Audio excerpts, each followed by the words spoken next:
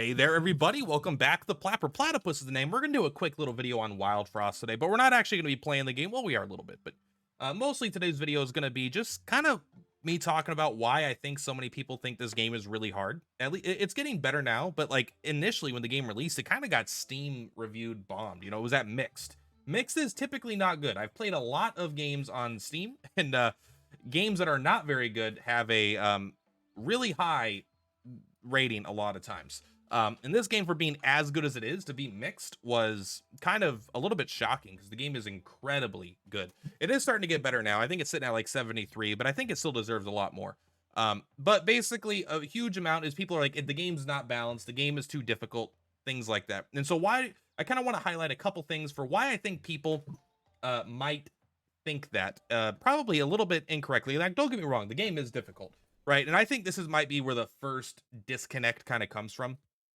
The art style is very cute. You look at the Steam page, the game is a very, very adorable, you know, Adventure Time-esque art style. It looks like it'd be pretty friendly, and it is like a friendly game, but it might attract a younger audience that doesn't know exactly what they're getting into. It is a difficult game, but that is okay.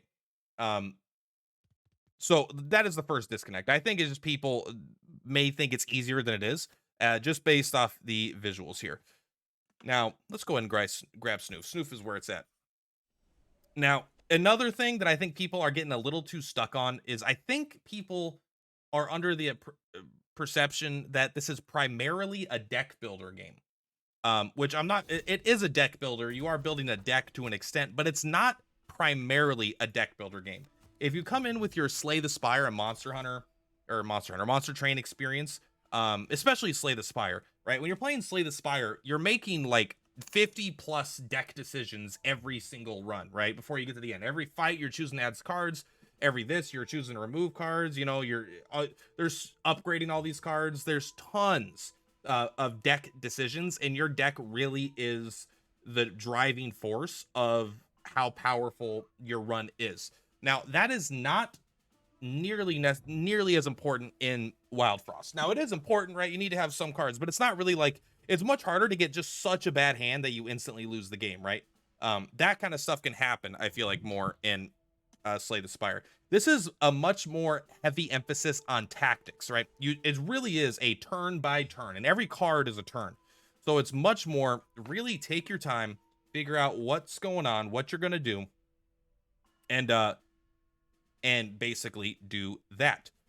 So like every single turn, you can maneuver all your guys around as much as you want. And this is not uncommon to like every turn to reposition all your party members as much as you need to, right? Like this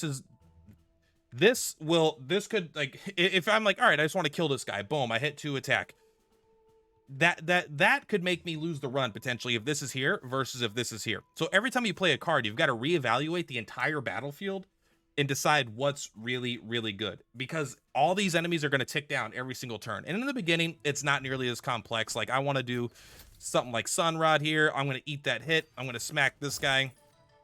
He's going to hit me for 2. I'm going to hit him for 5, gain 3 armor back. And now like, so, you know, we could deal with it at this point.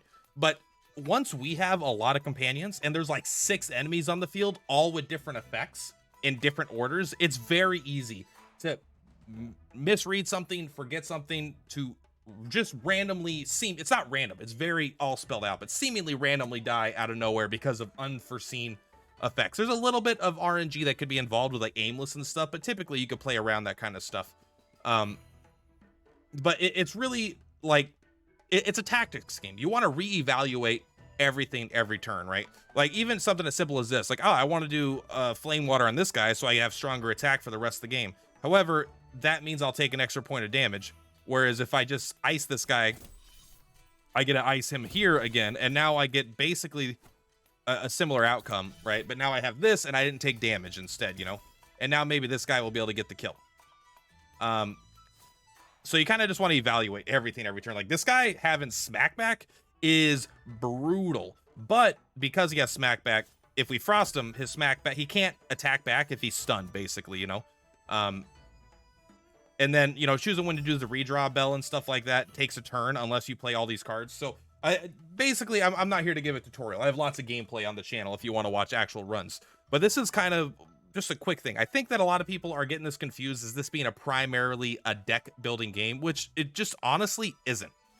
It is a deck builder, but it's primarily a tactics roguelike, where it's a turn-based tactics roguelike. You got to reevaluate the battlefield all the time. Like, there's a really good chance this is the very first fight of the game. If I just move here and I sword this guy, there's a great chance I just lose this run right here, because this guy's here, he's going to get attacked, he's going to die, and then I may not have the damage output to finish the fight alone with this guy. So like these kinds of little decisions, like, it's obvious, it's not like complex to do this, but if you're going in and you're not really paying attention every turn to kind of think about how everything is going to end up, you could easily lose runs just like boom, like that, like nothing. And so really got to slow down, you got to take your time and really think about everything that's going on before you continue. And I don't know, that's just a short little video I wanted to talk about. Why does the game seem so hard? People aren't taking time usually, I think. I don't want to say it's primarily a skill issue. I think it's probably primarily being used to games that have this visual style. When I say, I mean, you know, you have the cards, you have the things, you see the intents, things like that, and then you have a in Slay the Spire, you have like 3 energies. So you just play card, pass, you know, block, card, pass, or, you know, block, card, pass. Like, this is like, but every single time you're going to play any card, you have to stop and think for a second, because I can't tell you how many times I'm like, all right, let's just go and do this. And then I just instantly lose the run because I had my guy in the wrong spot. I accidentally attacked the wrong guy, yada, yada, blah, blah. So slow down. That's all. Anyway, if you guys have any questions or you want to know more about the game, feel free to drop me a like, follow. I plan on playing a lot more. I'm having a fucking wonderful time. We are currently going for the true ending. Yes, there is a true ending. We've beaten the game multiple times, so now we got to figure out how to get to the true ending. Anyway, much love for Platypus. Like, this is bugging me. I got to do the turn now because I see it. I want to kill this guy, and then I want you to kill this and get 3 more armor, all right? And then I want you just to freeze that guy, keep him there. I wanted to do that turn. That was such an obvious turn for me that I was like, come on, let's do it. Anyway, that's it. Much love. See you guys next time. Peace out.